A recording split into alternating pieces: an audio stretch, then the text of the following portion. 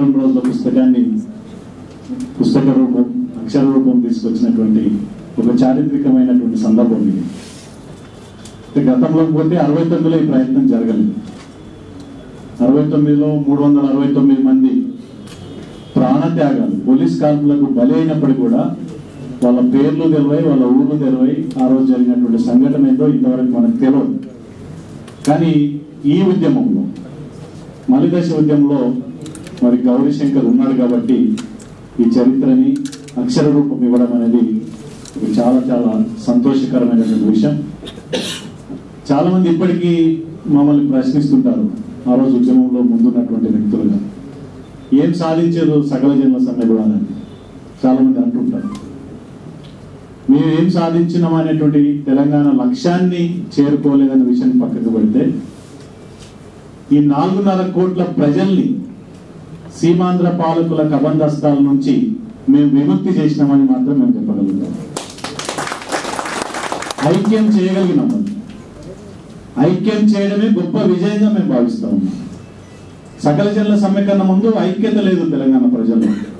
రకరకాల అభిప్రాయాలు ఉన్నాయి. 2009 ప్రకటిత ఐక్యతకు రూపకల్పన జరిగినప్పటికీ కూడా సమ్మె తర్వాత, సకల జనుల సమ్మె తర్వాత వాళ్ళ గ్రామం నుంచి మొదలుకొని హైదరాబాద్ వరకు తెలంగాణ ఈ గడ్డ మీద పుట్టినటువంటి ప్రతి వ్యక్తి కూడా ఒకే గొంతుతో ఉన్నాడు, ఐక్యంగా ఉన్నాడు. అదే మేము సాధించినటువంటి విజయంగా మేము భావిస్తాం.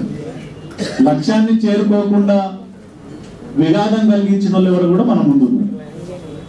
ఆ రోజు సకల జనుల సమ్మె సందర్భం చాలా స్పష్టంగా మేము బహిరంగంగానే చెప్పినాం.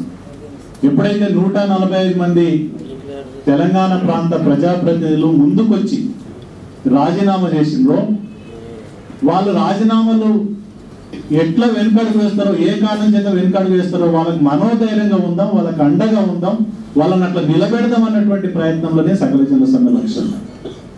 కానీ సకల జనుల సమ్మెలో అయితే ప్రజలు ఉన్నారు, ఉద్యోగులు ఉన్నారు, ఉపాధ్యాయులు ఉన్నారు, కార్మికులు ఉన్నారు.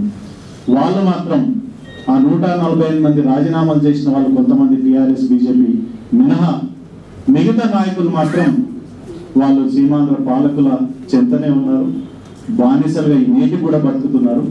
అత్యంత విషాదకరమైన విషయం ఏంటంటే, ఆ రోజు మేము సమ్మెలో ఉంటే మంత్రులు సెక్రటేరియట్లు ఫైలు తెప్పించుకొని చూసింది. సెక్రటేరియట్కి వస్తే తంతారైన భయంతో ఇళ్లలో కూడా ఫైలు తెచ్చుకొని చూసింది. అంటే ప్రభుత్వానికి సహకరించినటువంటి మంత్రులు ఇప్పుడు మన కళ్ళ ముందు ఉన్నారు. మరి ఆ రోజు ప్రజల పక్షాన నిలబడి ఉంటే ఈ వర్గం మంత్రులు, ఎమ్మెల్యేలు, ప్రజాప్రతినిధులు ఇప్పటికీ తెలంగాణ సాకారమైంది. అది జరగలేదు. దోషులు వాళ్ళే, మేం కాదు. ఉద్యమ నాయకులు ఎన్నడూ దోషులు కాదు, ప్రజలు ఎప్పుడు దోషులు కాదు. ఈ ఉద్యమాన్ని విఘాతం కలిసిన వాళ్ళు వాళ్ళ తెలంగాణకు దోషులుగా నిలబడ్డారు. అదే మేము సాధించినది. వాళ్ళ దోషులుగా మేము చిత్రీకరించాం, దోషులుగా ప్రజాకోట్లో వాళ్ళ దోషులుగా మేము నిలబెట్టగలిగినాం. కాబట్టి అది మనం సాధించిన రెండో విజయంగా మేము భావిస్తా ఉన్నాం. ఇంకొక విషయానికి వస్తే, గౌరీశంకర్ అన్న చూసుకున్నాడు, ఎక్కువ మాట్లాడదు. ఇంకొక విషయానికి వస్తే, ఆ సమ్మె సందర్భంలో 42 రోజులు జరిగినటువంటి సందర్భంలో ఏ ఉద్యోగి కూడా అగ్రభాగం నిలబడినటువంటి మహానాటి నాయకులతో పాటు కింది స్థాయి మా కుటుంబ సభ్యులు కూడా ఒక్కరోజు కూడా ప్రశాంతంగా నిద్రపోలేదు. నిద్రపోయిన సంఘటనలు లేవు. అగ్రనాయకత్వం మీద హత్య ప్రయత్నం జరిగింది. కేసులు పెట్టిండ్రు, వందలాది కేసులు పెట్టిండ్రు. అగ్రనాయకత్వం మీద అయితే ఏకంగా దేశద్రోహాల కేసులు పెట్టిండ్రు. అంటే ఒక ప్రభుత్వ ఉద్యోగులను, ప్రభుత్వ యంత్రాంగంలో భాగమైనటువంటి ఉద్యోగులని ఏ రకమైనటువంటి మానసిక హింసకు గురి చేసిండ్రో మేము బయటికి నేను చెప్పుకోలేని ఆ హింసను మేము అనుభవించినాం.